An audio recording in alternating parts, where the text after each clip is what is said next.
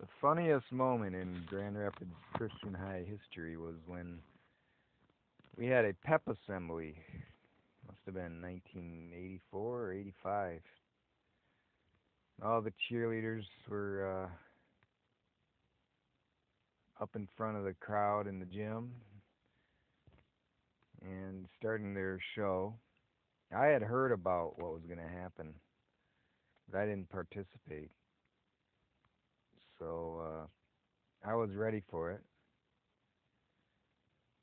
I knew what was going to happen. Somebody was designated to switch the lights off, and there was a getaway driver waiting outside. And the main characters were in the storage room behind the gym, ready to go. And so, somebody hit the lights. The cheerleaders were doing their act, and suddenly the main characters came out with masks on their face and fire extinguishers in their hands and started spraying the crowd and the cheerleaders. And everybody got wet. And the boys with the fire extinguishers ran out the exit. The getaway car was waiting, which was actually just a El Camino driven by Steve Cohorn, and I think a pickup truck driven by John Skolton. The problem is they didn't think about it very much. They had watched too many Hollywood movies, I guess.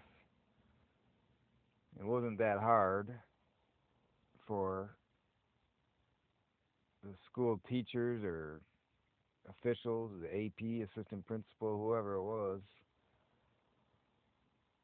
to flip the lights back on in a few seconds and step right outside the door right after the culprits ran out into their waiting getaway car and get a very close look at the car and the culprits driving away.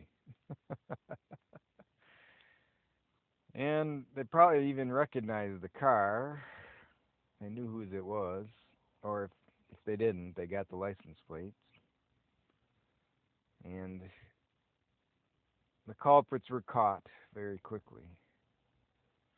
I don't know what happened to them, but they were pretty serious about it.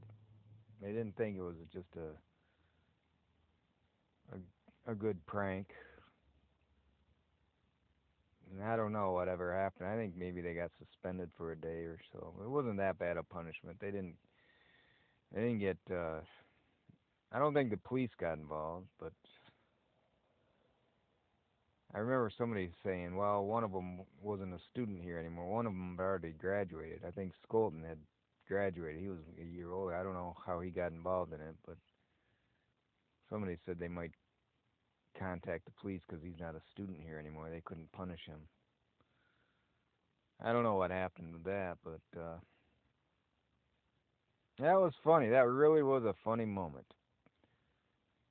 Although one thing I don't know whatever came of that either is some of these fire extinguishers aren't filled just with plain water. They have chemicals in them, I guess. So they might have they might be hard on the eyes if they get in the eyes or something, or the skin. I don't know.